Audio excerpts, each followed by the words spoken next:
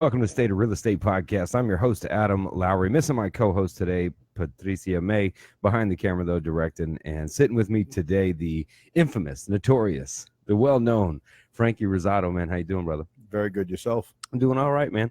I was trying to come up with a good nickname for you for some like lending something. The loan guy, the something, the money guy, something like that, man. But I did mention also from equity prime lending, right? That is correct. And so before we walk into lending, state of real estate, all that other stuff, tell me about Frankie. Where did Frankie come from? You don't know. We don't have long, right? So not the movie version, right? Not the movie You want version. the crib note version? Yeah. Give me that version. From the Northeast, from Boston. I've been down here since 1992. Yep. Nightclub business brought me down here. Did my stint in the service and ended up went to school and ended up down here, like I said, in 1992 in the nightclub industry. And I worked there at night and did financing during the day. And, well, club business is very short-lived, and it's great when you're single, but pick up all the bad habits. And let's just say it's a good thing I'm still alive, and we leave that vault closed up and done. So we don't go near that no more. But we just do I do what I do. Yeah, so financing, lending sounds like one of those very good movies they don't make anymore, right? Nightclub at night, right? Lending during the day. Sleep on Monday, Right. basically. Right. The other 6 days you go. Yeah. So. I did my stint in the nightclubs for about 10 years, man. So I get how that but what a stark difference though, right? So nightclub to the finance world. It's very different, but you can attribute a lot of the things you do in the nightclub industry because it's hospitality based, it's service oriented, and you transform that into what you do in the lending world because that's very service oriented. And everything's about communication. You want to under promise and over deliver. Sure. And the goal is, you're dealing with people's lives. People are doing, people are buying a home, or people are refinancing a home, or whatever the transaction may be. I do it every day. Doesn't mean that person that you're dealing with, you deal with all walks of life, all types of credit, all types of income, all types of situations. And everyone's different. And it doesn't matter whether you're dealing with somebody that is a first-time buyer and spending under $100,000, or you're dealing with a gentleman that's buying, or a couple that's buying $1 million piece of property. You treat everyone like they're that $1 million customer. And, it's a level of respect you give everybody, but it's also received as you give, and it's a job of education. My job, the way I look at it is I'm going to educate you on everything that's available to you. And I'll assist you and hand walk you through so you make your decisions comfortably. So when we get to the closing table, I just hang out for comedic relief. You shouldn't have to ask me any questions. You should know everything. And, a lot of the people I do business with, they're very quick, easy closings, and there's no questions because they already know the answers. And they go through, they sign their documents, and everything, it is what it is. Yeah. And, that pressure's off the moment they get their keys or the moment they get their refinance done. And, and that's what makes it's very self-satisfying when you help people. Now, how long have you been in lending total? 21 years. So 21 years. So you've seen it rise. You've seen the crash that happened that hit everybody. Walk me through kind of the changes in the lending industry that you saw over the last 21 years. To say you're on a roller coaster is an understatement. It's like going to Universal and getting on the Hulk, the kid throwing the switch, and then he went to lunch. He comes back an hour or two later, and you just keep going round and round. But the industry as a whole, back years ago, I mean, we used to call it the Wild West. I mean, and there were people out there that you could basically do almost anything, and it was crazy. It was crazy, but things changed. People that did the right thing back then survived. A lot of people that didn't do the right thing, they're no longer in the industry. Some of them are Some of them are institutionalized right now. I mean, there are a lot of people that went to prison, did a lot of bad things that they shouldn't have done. Um, my business as a whole, I stayed in it. I do everything referral based, so I don't do any type of lead generations or anything like that. It's built on what I've done in the community and the people that I do business with. It's referral based business, and they know there's a level of trust there. And I'm going to explain things the best way I can for you and your family with your specific situation. So, with that being said, you know, everybody's different. Everybody's different, and sometimes you'll deal with senior citizens that they need a reverse mortgage, or they're doing their last transaction, and you got to treat them a certain way. And you're dealing with the 20 somethings, a young couple that's getting ready to have their first baby, and hey, they're buying their first house, and you got to be able to change with the client that you're doing business with. That's certainly the hospitality industry, right? Because you get all walks of life to come through there. You treat them like $1 million, and so just referral based. So been doing it long enough and treating people long enough that you don't even have to market. You always have to market. Okay. You always have to market. But to me, marketing is, I go get my oil changed for my car. I end up doing the service writers alone only because I naturally talk to people. Mm-hmm. People gravitate and want to talk. They want to talk about themselves. Let them talk. Let them talk. Let them go. Tell me about your family. Tell me about this. Tell me about that. It'll come around and the subject will come up. And they're like, well, what do you do for a living? This is what I do. Really? Well, you rent. Oh, you rent. You pay $1,500 a month. Do you know if you bought a house, you could do that? All of a sudden, now you're planting seeds. Next thing you know, you're doing a loan for them. You're the one getting the phone call. And there it is. So over the 21 years, I'm not, were you in different companies? How did it go as far as what companies you started with, right? What Yep. companies you're with up to the company you're with now? Mhm. Why Equity Prime? And kind of walk me through what you saw differences in different companies, what made you go to different places and wind up where you are. Well, the business as a whole, there's two sides to what I do. I'm a residential lender, Ginnie Fannie Direct. Okay. Back in the day, when I first started out, I got my feet wet as a regular loan officer working for a broker shop, and they made all the money, and you did all the work, and you did what you did, and you really learn that there's a lot of, if you step back to what you're doing and go, wow, why am I doing this for somebody else? Why don't I just do this myself? Sure. So, I made my bones. I did what I had to do for the first 12 months. And I opened my own shop. And I did very well. Then, as the lending laws started to change, and then the collapse started back in, 07, 08, things started to really change.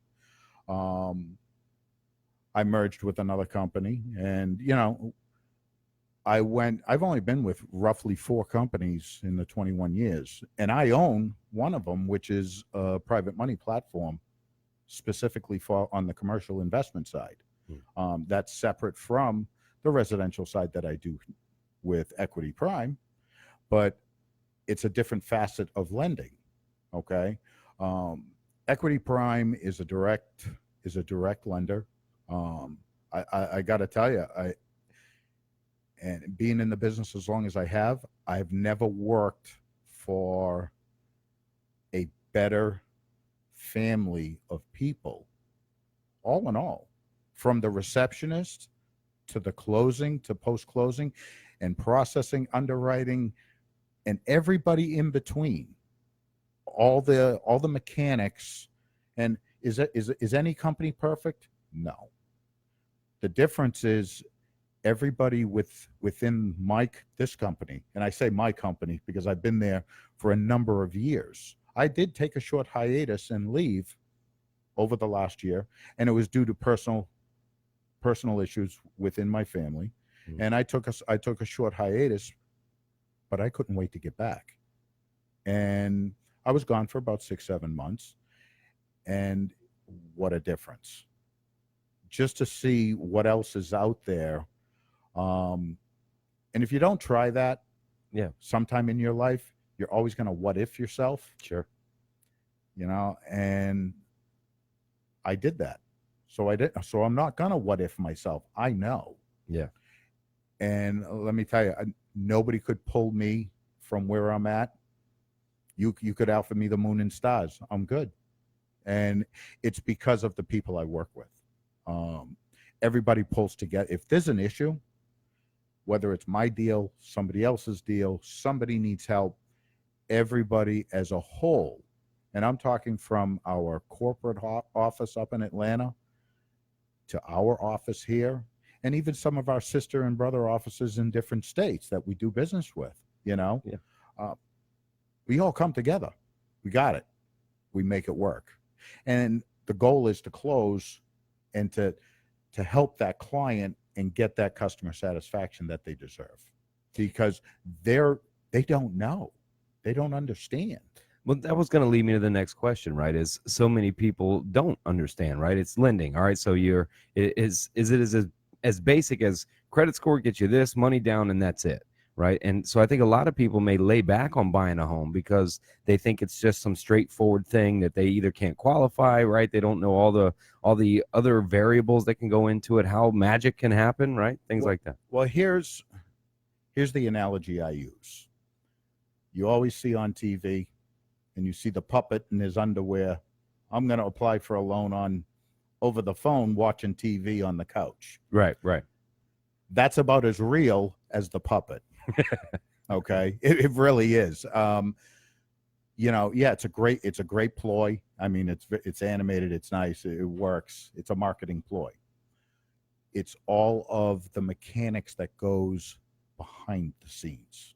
Well, lift up that curtain for some people for a little bit. Let them Sure. behind the curtain of what really does it all entail. I look at three things when somebody wants to purchase property. Well, let's take purchasing. Okay, you've got three main variables. You've got ability, you have stability, and you have credit worthiness. In any way, shape, or form, you need two of those three things to make that happen. And the third thing, something's got to be there, or we have to look at different ulterior programs to make that third thing up to get that house done. Okay. Mhm. It may be circumstances where we may need more money down. It may be a potential cosigner, like I call them stepping stones. You know, you're not going to jump out and run the Boston Marathon, For your first on go, your right? first go around. That ain't going to happen. You want to do a couple of 5Ks first before you lead yourself up Yeah, into walk something for like some that. nonprofits Yeah, before you right, jump in there, right, right? right. So, but it's a very straightforward process, and again, it's all about communication with not only the client but the associates and the partners that are within the transaction. You have your buyer's agent, your potential seller's agent, whoever that may be, that the buyer is looking at. But to start the process, you sit with the client, you find out what the client's needs are. Got to So get to know you. so since you're already past this whole just submit an online application, be approved in minutes, buy a home in 2 weeks, right? Like I'm going to leave the business names out, right? But That's the ploy they use. yeah, But there's more to it. There is a lot more to it. And a lot of people say, "Well, what's the rate today?" I don't know. What's the weather like next Tuesday at 2 o'clock? you know, uh, just there are banks and there are lenders out there that well, they're going to throw a rate out at you. yeah. That's a hedged rate. That rate is set up. Could you see the commercials, right? Apply now, 3 Sure, point whatever, 2.1, sure. right? They're not telling you in that micro fine print that's underneath, that's only on the screen for 10 seconds. There are different, you can attain that if you have such and such a credit score, if you have such and such down payment. This also is predicated on so much origination costs. So there's a lot of variables that go with that advertisement. You know, I tell people, I go, listen, you want this all wrapped up nice in a bow and nice and easy, cup your hands and try and hold your hands full of water. Don't drop any water. Don't leak any water. Don't drop any. You can't do it. Yeah. Nobody can. Something's going to leak somewhere. Nobody's perfect. So let's do this. Let's start with the application. Let's look what we got. Let's find out what works for your family. Is 99% of the time it's all about payment and affordability. Okay? Within that payment and affordability comes, what are you putting down? You can make any payment you want as long as you got the money to put down. But what about the people that don't have the money to put down and they're working off of, a 5% down or a 3.5% down or any of those types of situations? Okay, that can be doable. Let's see what that buys. Now let's look at your credit profile. Let's see how we can make that work. If you make X amount of dollars and you're put in a box where you can afford $180,000 to a $250,000 home, you shouldn't be looking at $350,000 homes. You're wasting your time. Whoever's guiding you to that is wasting their time, or they don't know what they're doing.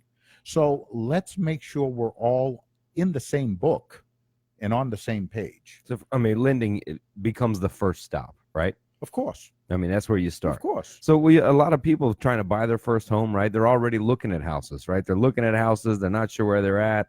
And you're saying you're wasting your time unless you know where you really stand. Well, everybody can dream. Yeah. My wife does it. She looks at homes all the time. Everybody does it. Like to live there, like to live here. But you don't know what's real until you've qualified yourself. You may think you do, and hey, I make all this money. Or don't.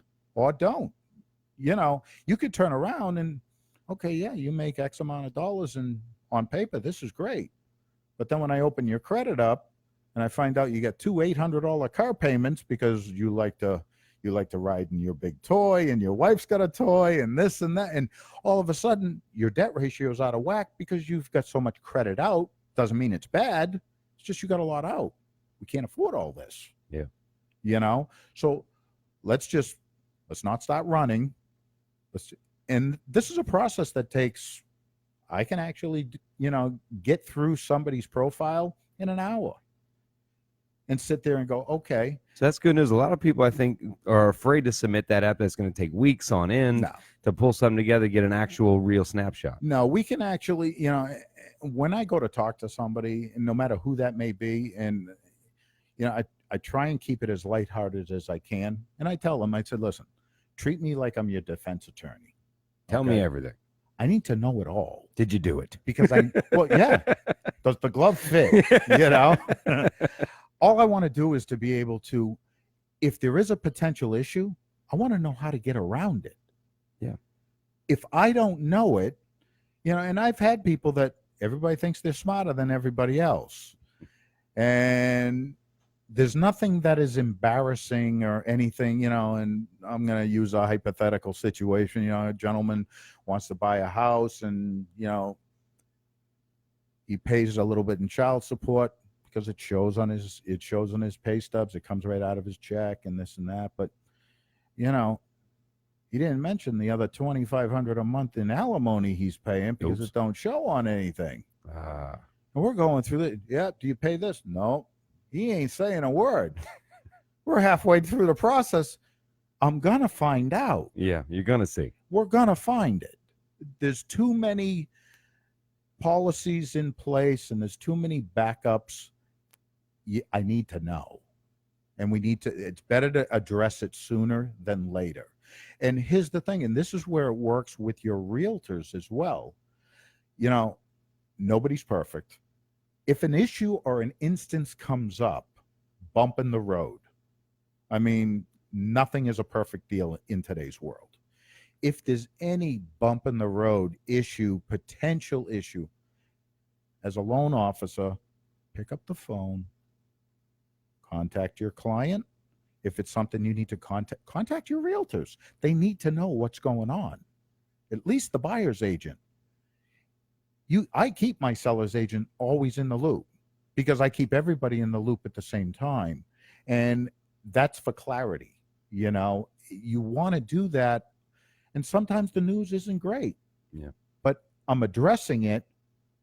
And I'm addressing it because I am going to figure out a way around it. And we're going to work towards this is what we need to do to fix it.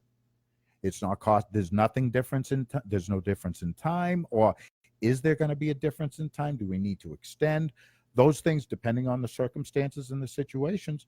We will address them as they come up. But I can't emphasize enough. Communication is key, And again, back to the company I work for, when those issues arise, everybody comes together. It's a group. Okay, this is what we need to do. That's my office, and then my corporate office goes above and beyond. And that's kind of bringing my next question, right? Is what separates a lending company truly, right? Let's assume that they have good customer service, right? They do their job. Mm-hmm. What separates a lending company for why I would choose this company or that company or this company? If rates, they all got to kind of stick to the same, right? What's a real separation of why I would choose this lending company over this lending company? Well, one, I like to look at, first of all, if you look at a company that is a national advertiser, mm-hmm. and you go online, because everybody uses online nowadays. Yep. Nobody knows how to talk to anybody. Nothing's personal anymore. Mm. Me, personally, I'm a little old school. I wish I could get rid of it all. I'd rather sit down in front of somebody. So when I do business with people, I want to sit and talk with them. I want to look them in the eye. I want to know what's real. Yeah. And I think people in general want that as well. Some of the younger people, they're afraid of it because they don't know any different. They'd rather text. They'd rather do it online. Yeah. Okay, you want to do your loan online. You end up with your loan officer who's just picking a state, knows nothing about Florida, but he's licensed here. You don't know anything about this guy, and you're giving him your personal information? Mm. Really? Okay. If that works for you, that don't work for me. I'd like to be a little bit more personable with the people I do business with. Hence, that's where the referral comes in. And I'll tell you what, I just took care of a family that we did their initial home 4 years ago. Just in the last 60 days, I refied their home. Their daughter just got out of the service, the Air Force. She bought her first home.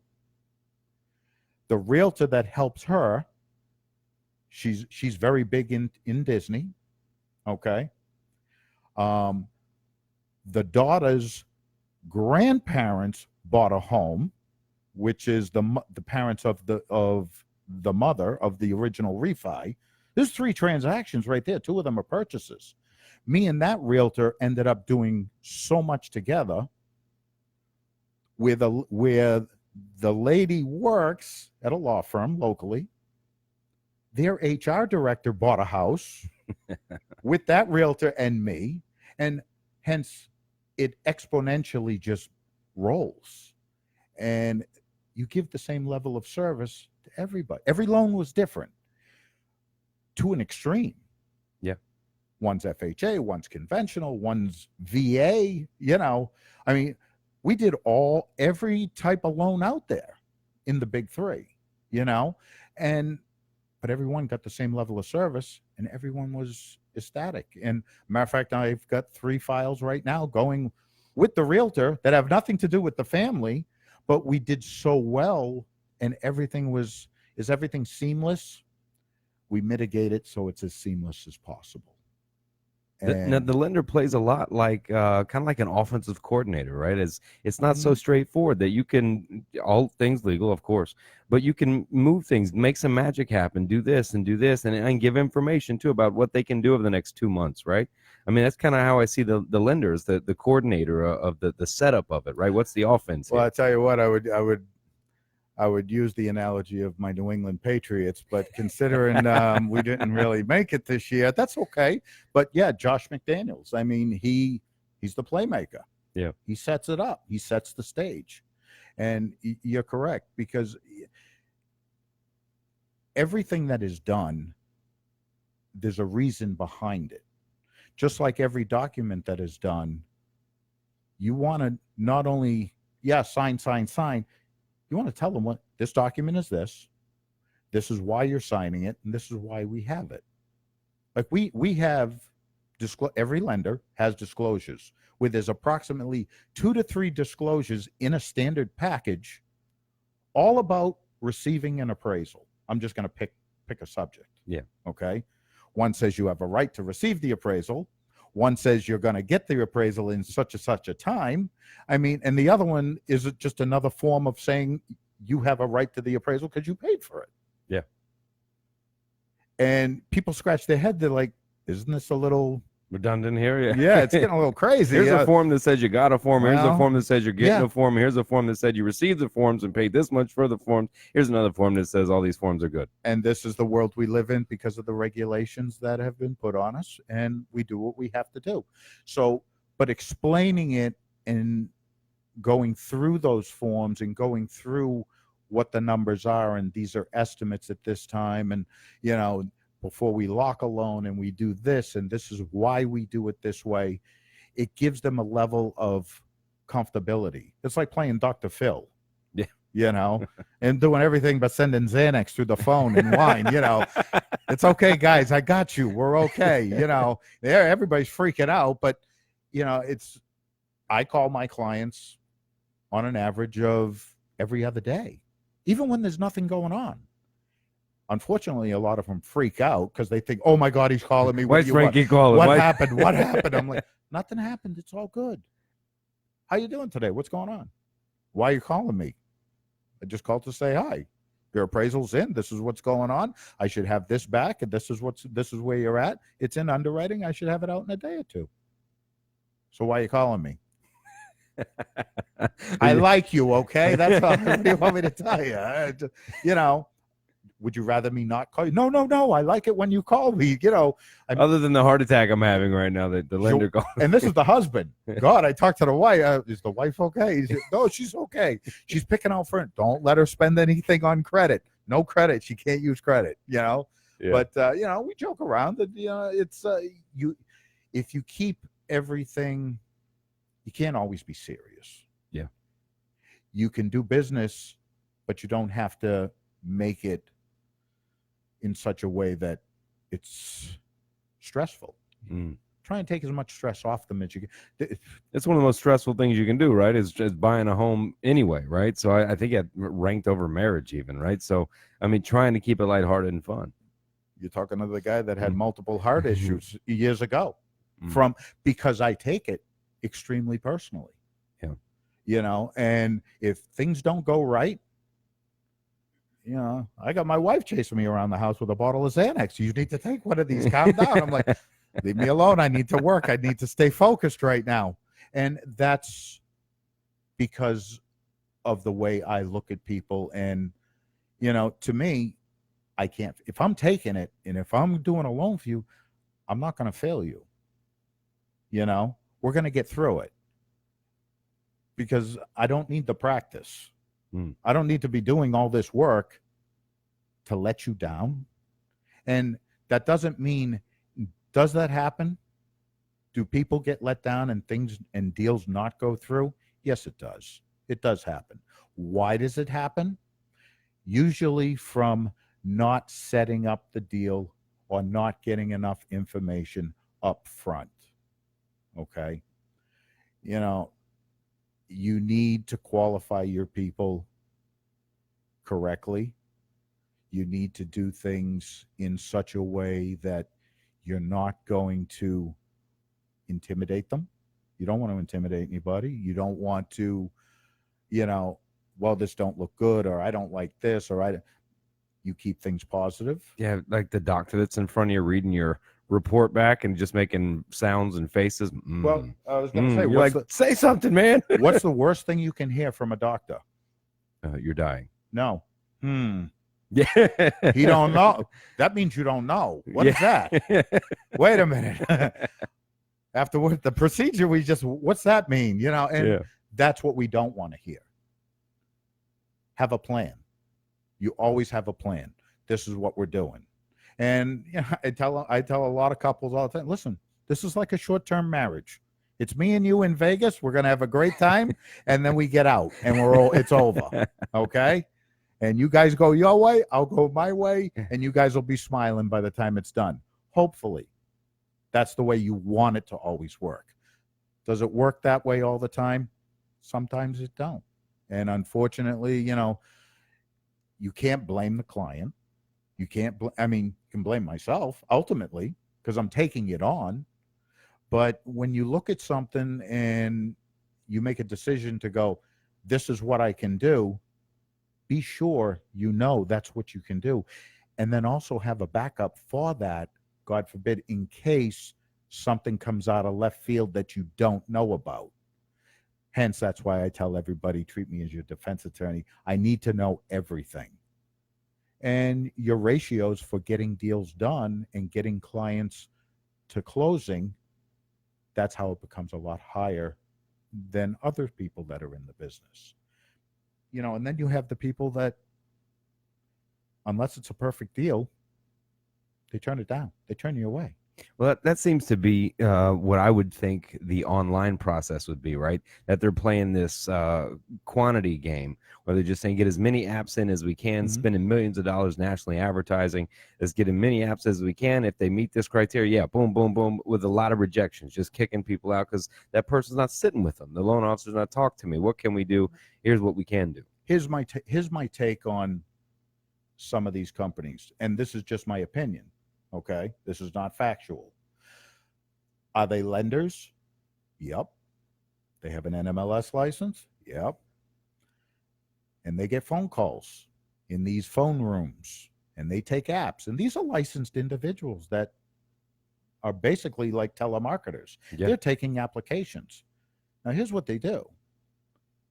And they tell you, well, you'll get up to 3 approvals or 3 offers within so much time, or 2 offers, or whatever the case may be.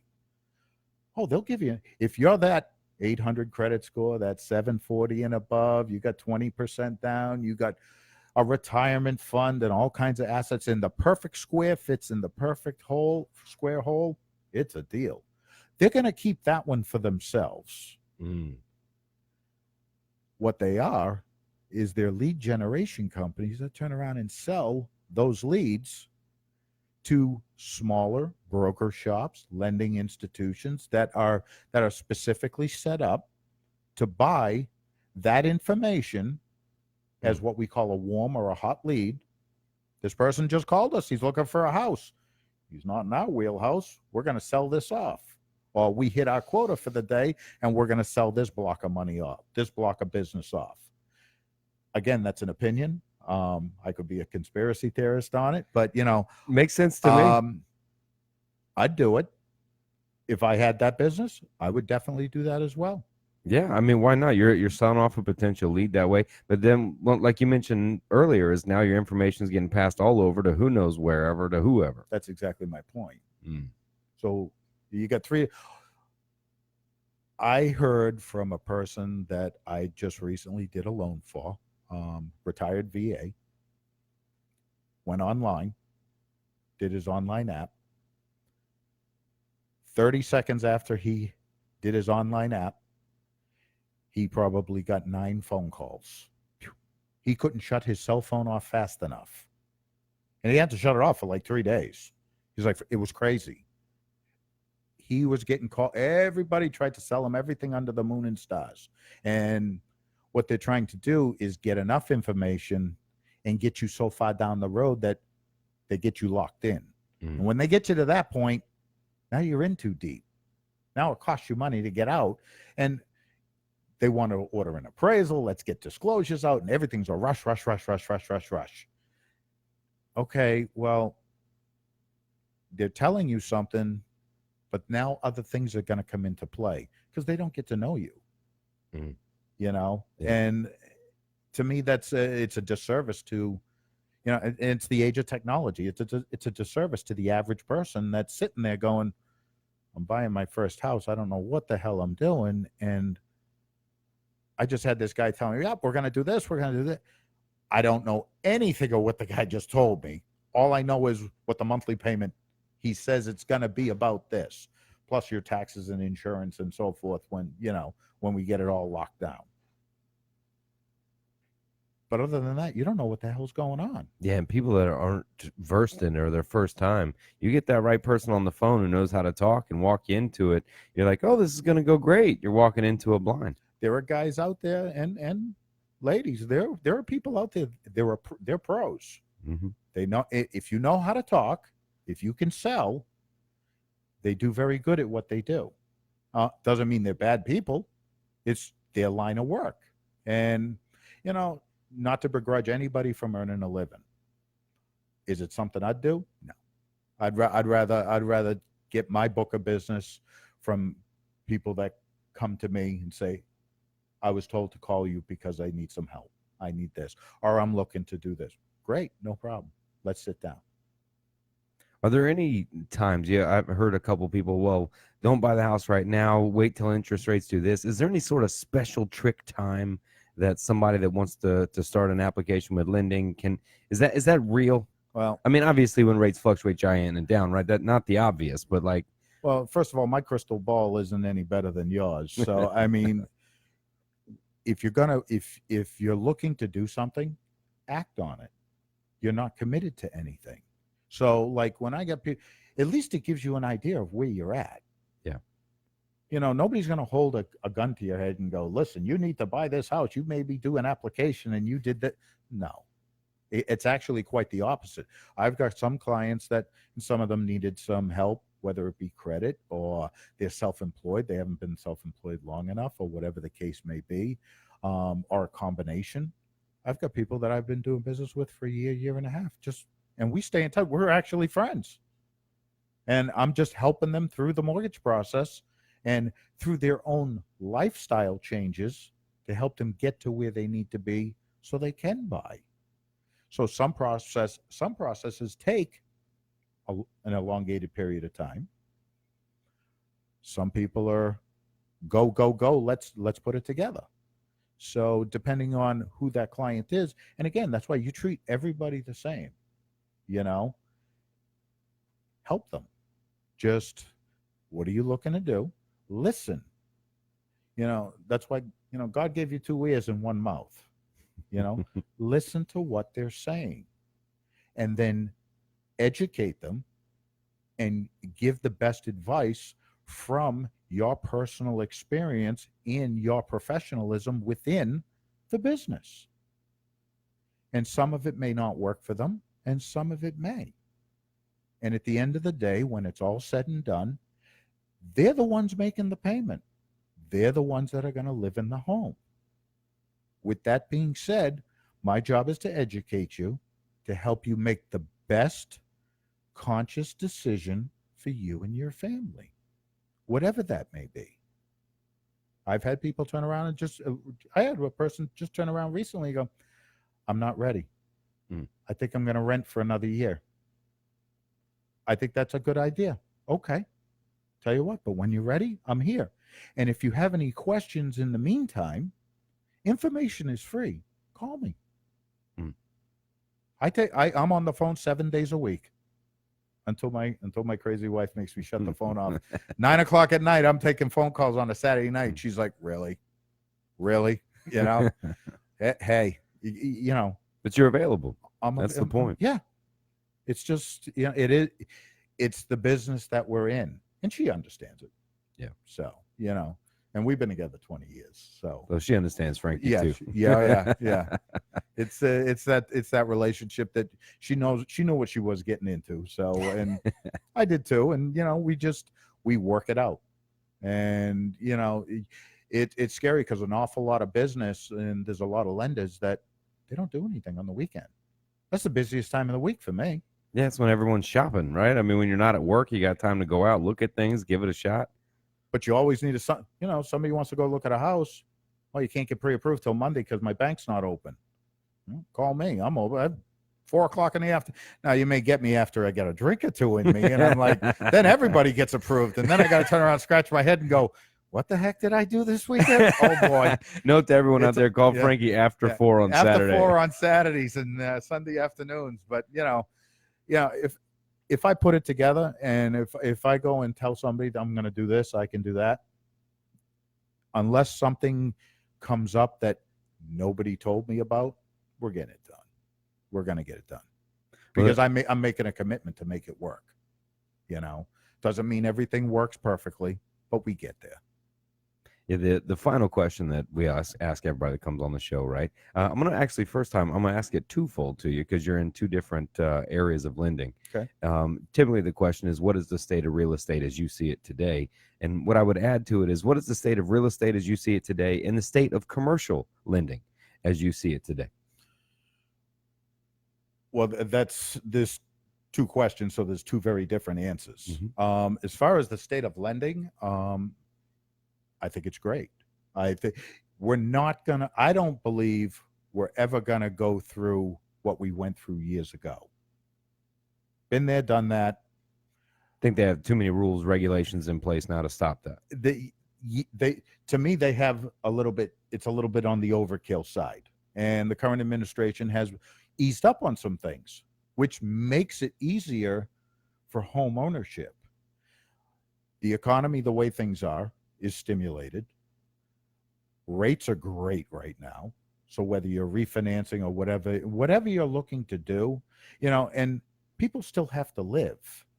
And if you're going to rent an apartment I mean, you can in this market. I know in this area, you can't rent anywhere for less than $1,000, $1,200 a month. Oh, good And luck with that. well, Even that. and You're I'm not being gonna. very Yeah, conservative. you're not gonna be in a side of town you want to be in Right. for that kind of Well, money. and that's what I'm trying to say. You're talking $1,800 for a one bedroom in like a great space like Winter Park or Maitland, even. Do or you know something how like much $1,800 a month would buy you in a home? Hmm. Then there's the tax ramifications, the benefits to you, Yeah. the home ownership benefits to you. I mean, and it's yours. You're part of the American dream. Does it work for everybody? No, but why not? I mean, it's a great time to buy. It's a great time to refi if you're in that market too. Yeah. Notice those I have mean, spiked. everything is. I've got refis going crazy right now because of I'm refining my own house right now. Um, as far as commercial and private money, jokingly, I call it 50 Shades of Gray lending. Okay. The women Elaborate. usually get a chuckle out of it. The guys usually look at me kind of strange and be like, "What? How What did you just painful say?" is it? Is my Yeah. question. Do I really want to go any further into this conversation? But it's a very true statement because in commercial or investment lending on residential property, a traditional lender, the running joke is the bank's only lending to people that don't need the money. Right. Right. Yeah. And it's a joke, but it's true. And that's what happens all the time. And, the terminology years ago was subprime and Alt-A and all this stuff. And we don't use those terms anymore. But, private lending and different types of alternative lending is I call it a necessary evil. I call it a stepping stone to get you where you need to be. You got to have your buy here, pay here lots, right? So people can get to that point. Well, I tell you what, I've got, we can go from off-white type lending, which is light gray, which they're still going to put you through the ringer. And I need docs and everything, and I'm going to pull credit and this and that. But they're going to forgive a bunch of things because the rate's a little higher. The down payment's a little higher. And as we progressively go darker into the gray, I don't look at as much as I looked at when it was lighter gray. So we forgive a little bit more. Now the down payment may be a little higher and the rates are a little higher. And then there's the lending that, we get to, which is basically what we call hard money or private money, where, okay, now we're talking, it could be interest only, double digit rate. I'm not even pulling your credit because it's an equity loan. You're putting 35% down. Mm. And I'll close the loan in 5 to 7 days. I just got to have clear title, and my investors got to be, again, it's a stepping stone. It's going to be an average of a 2 to 5 year interest only type loan. So if you borrow $100,000, at the end of the day, you still owe $100,000. Um, but you're also using the equity because you're putting X amount of dollars down. You're putting 35% down. Is it an expensive loan? Yes, it is. But you're attaining the property. You want to do what you wanted to do. And you utilize that as the stepping stone. So borrowing the money is not the hard part. It's paying it back. What's the exit strategy? I know in 12 months to 24 months, I'm doing this. I do an awful lot of business with flippers and people that are in the business. And they borrow the money for 6 to 8 months at a time, which is great. And they know it costs X amount of dollars to do that loan. But they get the cash up front. They're good. It's collateralized with the subject property. We're good to go. They do what they got to do, and they turn around and sell that property, and they make a profit. And they're not utilizing all of their funds. It's the key to cash flow. Cash flow is king. Yeah. You know, utilize somebody else's money. You're going to pay for it, but you retain funds in your own pocket, because if you're attached to Murphy's Law, I mean, I think Murphy's my relative. I mean, if something's going to go wrong, that'll happen. There's a way it'll happen, because this is not a perfect world. Yeah. So, that's always available. And is it for everybody? Nope. And there are people I've actually talked out of, and they've had the money to do it. I do have a conscience. I have to be able to, listen in good conscience. You don't want to do this. And here's why. Here's the flaws I see in your deal. Now, if you could tell me different, okay. But I wanted to make sure all the cards are on the table. This is what it is. I told you. And at the end of the day, it's real simple. You pay, you stay. You don't, you won't. This ain't Bank America. They ain't sending you letters in 3 months. There's no such thing as a 30-second day. Yeah. So, not that anybody wants to, God forbid, get a property back or do anything like that. No, everybody's going to work with you. Everybody wants you to succeed. Nobody's doing this on the pretense that, oh yeah, I'm going to get this because he put so much down and I'm going to get the property back. No, that's the people that do this, the investors that do those kinds of loans. Well, the money's sitting in the bank making nothing, or they're investing through me and they get a very, very good return on their money, which is collateralized by actual brick and mortar. Mm. So for you, the state of real estate is good. There's no better time to try lending and or try to buy a home. And pretty much the same on the commercial side, right? And commercial properties or anything like that. That's correct. And like I said, and when you say commercial properties, commercial property can actually fall into the standard single family home. I do commercial deals all the time.